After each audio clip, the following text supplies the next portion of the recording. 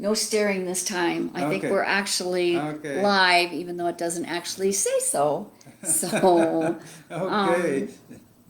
but we're waiting for the computer to catch up. There we go. Okay. So I'm placing a link to YouTube on. Okay.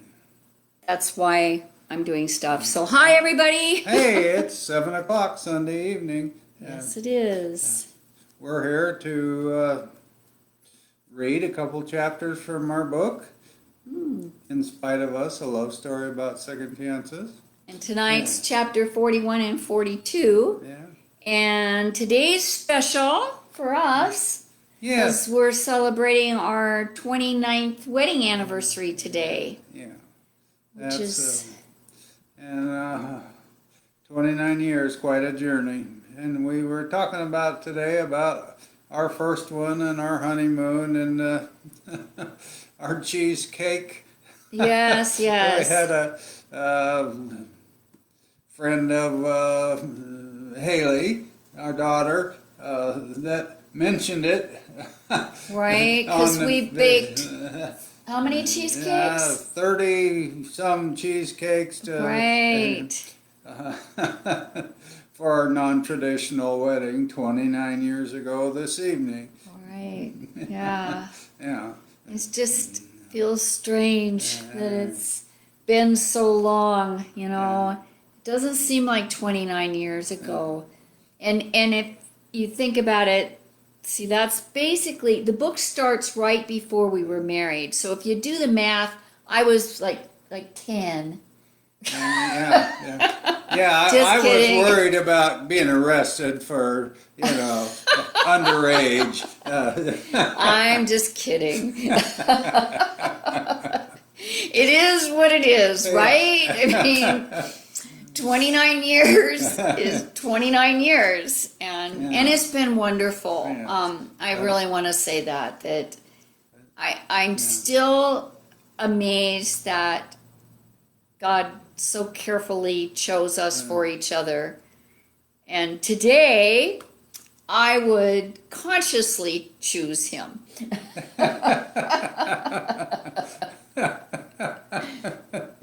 Okay, so maybe we can get started here in a minute. Remember our book, In Spite of Us, a love story about second chances, available on Amazon, Barnes & Noble, any bookstore can order it.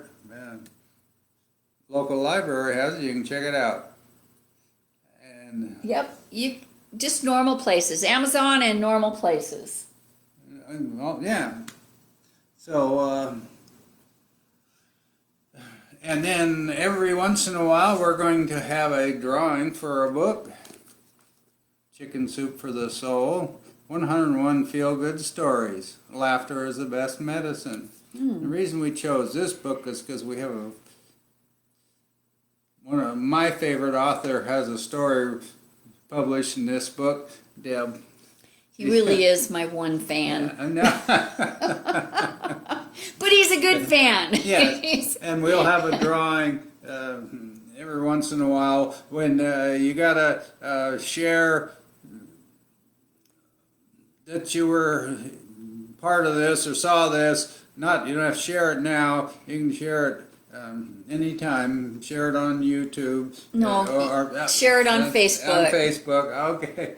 And you'll be eligible for the next drawing. Okay. Yep. And I'm going to read a review of one written. This is a review that was written on Amazon by a guy named Don, and it said, "Being in recovery is accepting we can no longer drink at all. Recovery is an ongoing process that will be with us forever. It's a process not known to most and one that is not easily understood. Adding the complication of love, blended families, life changes, and you have a wonderful, warm love story based on let go, let God. When Sandy and Deb got to the same page together, you see the joy of allowing God to take care of them. An easy life? No. Worth doing? Most definitely, as these two can attest. May their light shine as a beacon for all in recovery and all those that are looking for serenity in their lives. May they continue to be blessed. Thank you, Don, for that. That was a nice review of our book. Yeah, that was great. Okay, so tonight I am reading from chapter 41, which is appropriately called The Black Gunk Clung to My Heart. So my chapter tonight is about taking my personal inventory. If you are familiar with the 12-step program, you know what an inventory is. And the it's step 4, and it reads, made a searching and fearless inventory of ourselves. So I thought that I'd always been good at seeing wrongs, and that I knew the things that I needed to make amends for and things. But the truth is, when I took this step seriously, remembering the words fearless and searching, I was surprised by what God brought to the surface. When you focus on your side of the street, sweeping aside all the excuses and justifications, it can get really ugly. This step prepares you for the upcoming step 9, making amends. And often people jump to step 9 thinking they're ready to make amends, not realizing it does not mean saying sorry, but instead it means I truly repent and would do whatever it takes to make it right. Sadly, many of us have offenses we could never make right. Later on in my journey, I did learn that God honors willingness, sincere willingness to make things right if possible. So, here we go. Chapter 41, The Black Gunk Clung to My Heart. If I have 2 jobs, one easy, the other crap, I grab a shovel. Likewise, tackling AA's notorious 4-step, made a searching and fearless moral inventory of ourselves, I jump to the most heart-rending task. Haley and Jay. Page upon page of wrongs, all the broken, I would never, promises recorded in ink on a yellow legal pad. They deserved the mom I meant to be, not the one I had become. No more justifications, claiming good intentions, or disclaimers of I never meant for them to get hurt. They did get hurt. If all I'm guilty of is treating their father poorly, that's no small thing. Besides, that's not the only wrong. I slap a period at the end of my mom crimes, sighing relief, knowing no other names will be as tough. Scanning the list, all deserving amends, I choose the runner-up for the need to get this over crown. Wayne. I fight the urge to scribble alibis, excuses, and reasons for my actions. After all, he played me, groomed me, for over a year. He recited a secret script of what I needed to hear. I hear my sponsor's voice. Take care of your side of the street, Deb. What if I'd recoiled from his charms? How might that have changed his life? I wasn't exactly his first cheat, and most likely not his last. Even so, I had said no. If I had said no, maybe he too might have met with his conscience. Whether so or not, my side of the street is filthy. As I write frantically confessing all, a memory highlights a name, one not on my list. Trudy, Wayne's wife. I try to push the memory away. I fail. The scene begins with a plebeian phone call from Wayne, whining an apology for not following through with his plan to leave Trudy. That sets me off. I never asked him to leave her, not once. That was all him, but I wanted him to. That's on my side of the street. After the phone call, I drank. When I ran out of all things intoxicating, I slipped on a sweater, noting on the way out the door it's inside out. Wrestling with the fashion faux pas while opening the door of the Cordoba, I turn around, knowing Wayne's brown Plymouth is turning the corner. "Stop! Wait!" he yells out the window. I get in the car, fiddling with the key in the ignition until he has time to jump in the passenger side. I told her, it's over, done.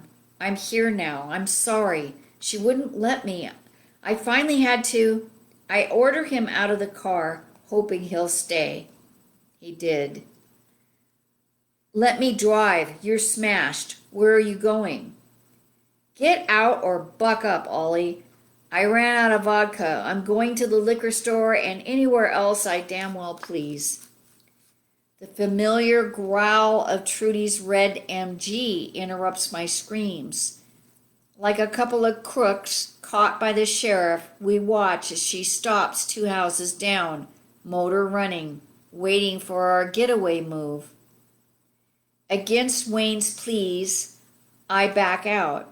Trudy falls in behind, and we parlay around the neighborhood, a menage-a-trois motorcade. Like a glob of gum on my shoe, she turns, slows, or speeds up on my lead. At the red light on the corner of 24th and Nob Hill, Wayne says, "I need to talk with her. Explain. Get her to understand."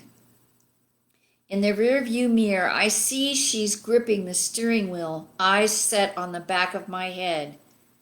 Wayne fidgets like a little boy needing to pee. Before he can open the car door, I turn on the radio, cranking the volume a full turn. Songs floating around in space like seeds from a dandelion suspended midair, waiting to be chosen. I listen to an odd variety of stations. Any song could have played. When I heard the song blasting from the radio, I reacted. Tchaikovsky's 1812 Overture with full cannons. With the first cannon blast, time moved in single frames, embedding even the slightest fragments of memory forever in my mind.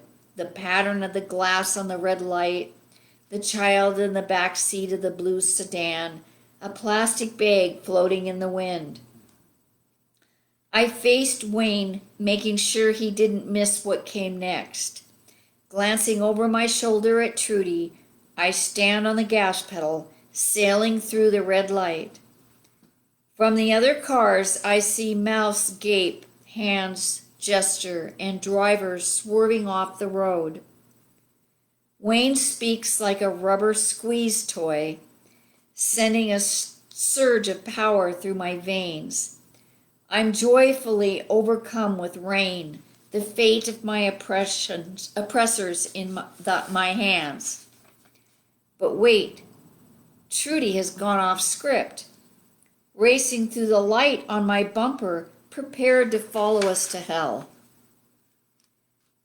My hand cramps from writing, shaking it out. I stand, staring down at the yellow notepad. I see my side of the street.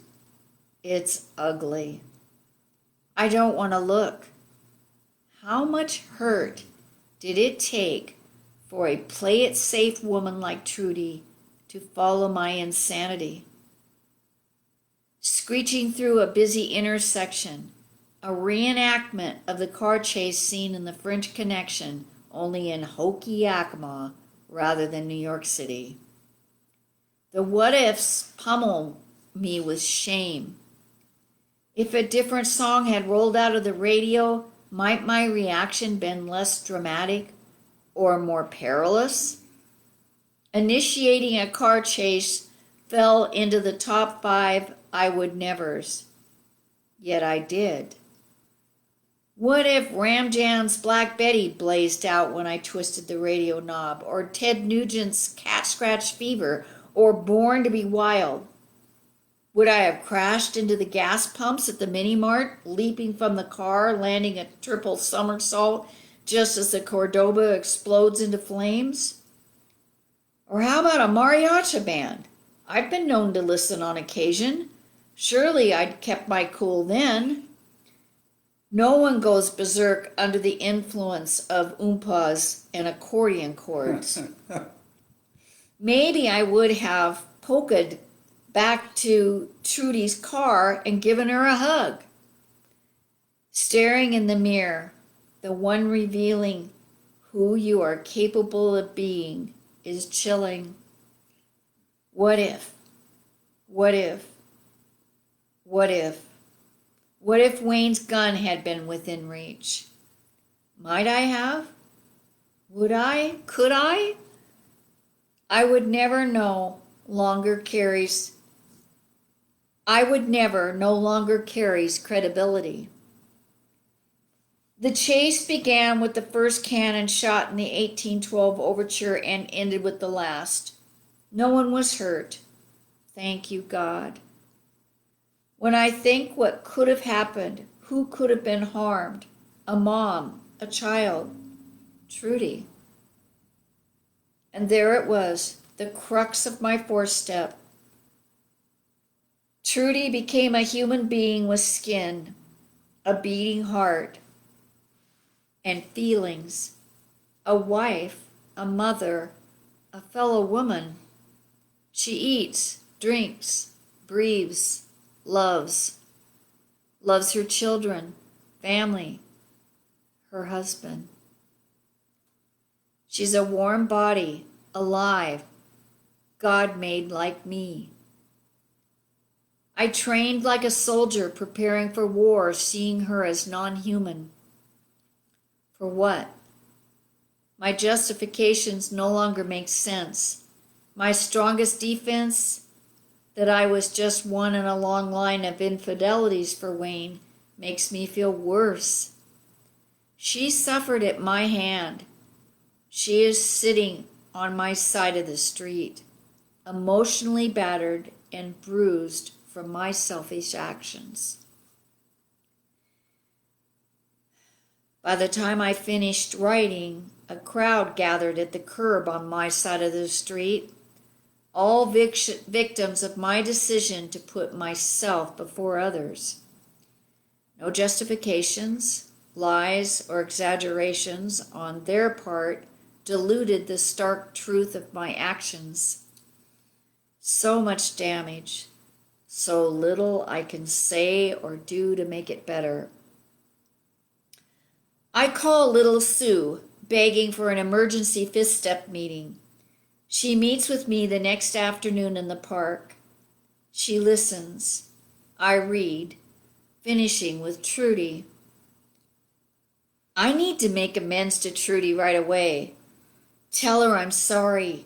Let her know I don't and won't ever again answer Wayne's calls. Little Sue takes a sip of her soda, face showing no expression. He still calls you? Yes, but I hang up, and I ignore the notes he leaves on my car. Who will feel better after the apology, you or Trudy? But I need to ask her forgiveness. You need? The slap of truth, the impeccable mirror. Well, what can I do to make amends to her? Write a letter? Send flowers? What if I play like a secret admirer, sending secret notes designed to make Wayne jealous? Sue sits in silence. Okay, that's stupid. But what can I do? I have to do something. I watch and wait as Sue stares at the grass. A friendly cat jumps onto the picnic table, momentarily interrupting Sue. She pets the purring cat before asking another question.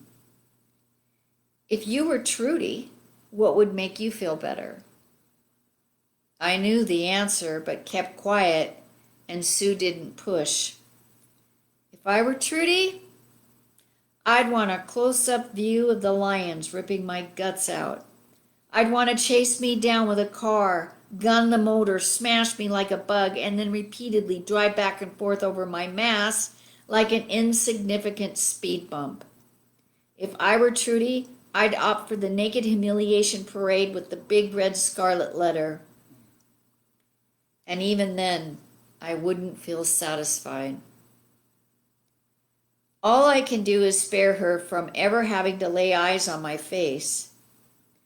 I can't give back what I took: dignity, trust, faith. Maybe by staying away from her, she can take comfort imagining my demise. We concluded the fifth step date by burning my scribblings in the fire pit. I understood the point. It's ashes now. How do you feel? She asked, wiping soot from her hands. I wiped the soot off my hands, but the black gunk clung to my heart. Okay. I'm glad to get that one over with. Okay, I'm going to read chapter 42. A little bit about this. Talks about a little bit about the outpatient treatment center I went through, and when I met Deb's brother, who at the time, this was almost 4 years, before I ever met Deb, we found out about that after a while, but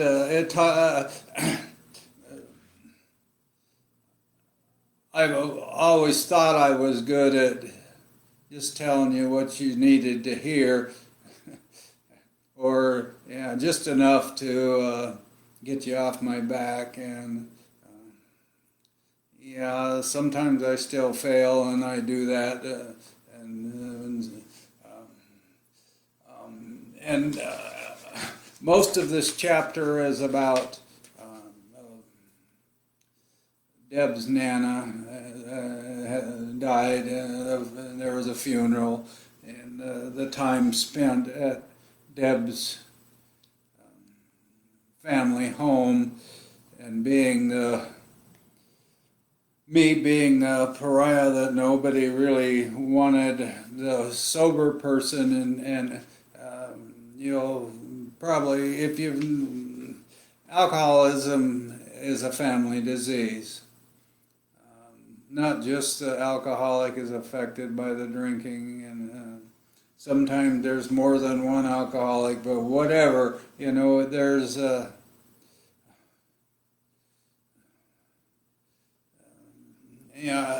had problems in my own family when I quit drinking.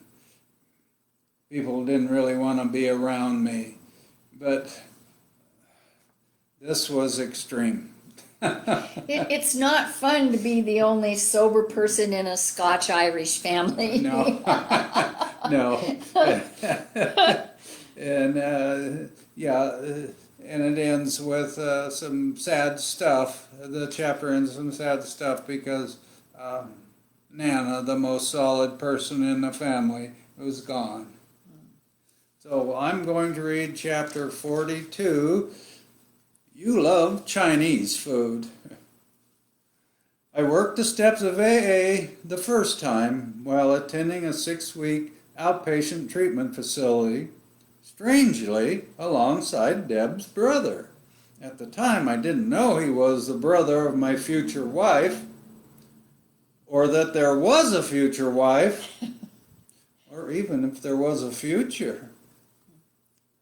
Like-minded, Danny and I both knew we better play nice if we wanted to convince the courts we're no longer a danger to society.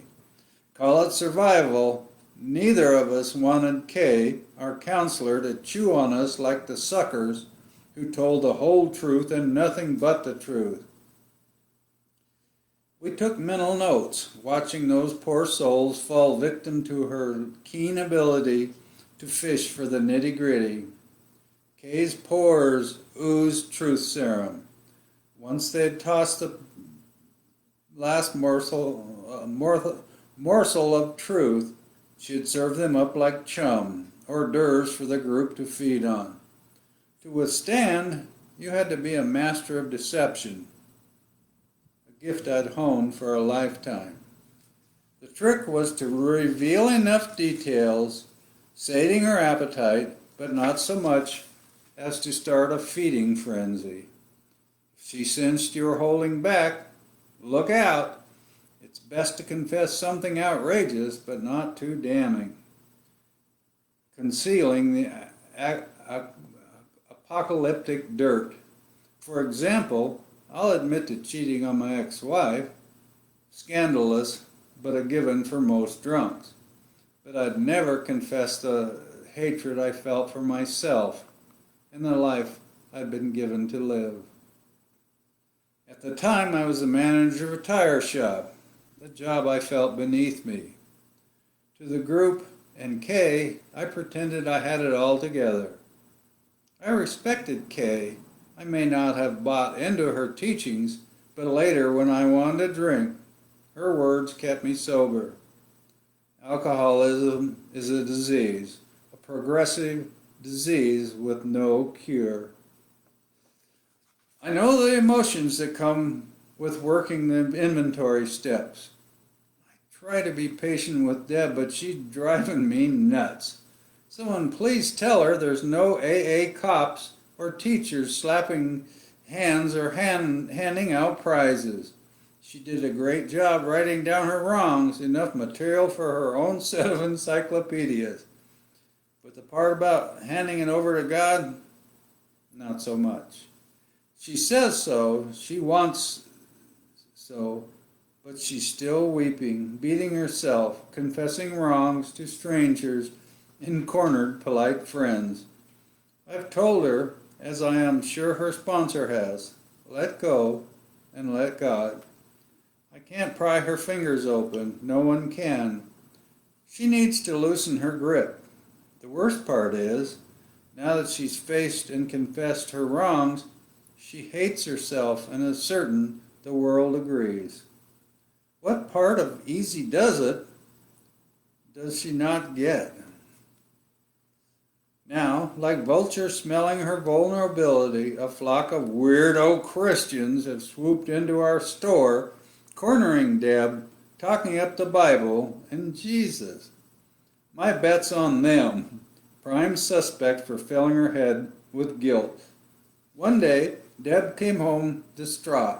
After a confrontation with some woman claiming to be a Christian, but acting like an entitled, spoiled idiot.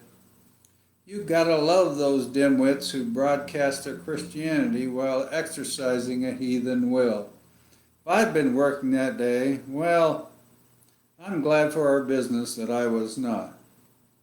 I'm glad there were witnesses that helped Deb understand. She did the right thing by tossing her out. But now, they're hanging out, bringing Deb Bibles and guilt. It's not my job to protect her. Little Sue is a good sponsor. Deb is doing her best to work the program. I wish she had an ounce of family support. They act like her sobriety is a conspiracy theory, aiming at the obliteration of the McFarland family crest. You'd think I'd learn to listen when Deb warns me about her family. It sounds like an exaggeration, but proves 100% accurate every time. She just got back home after a 3-day family shenanigans fest. We just got back from a home. We just got back home after a 3-day family shenanigans fest, Nana's funeral. I would have rather stayed home and stuck sticks in my eyes, but sitting in a boiling pot. Then again, no justification seemed worthy of abandoning Deb. Besides, I loved Nana too, my only ally in the clan. The chosen reverend may well have been a cardboard cutout. Twice I grabbed Deb's arm, stopping her from stomping out. We knew the reverend had little to go on since he had never met Nana, so having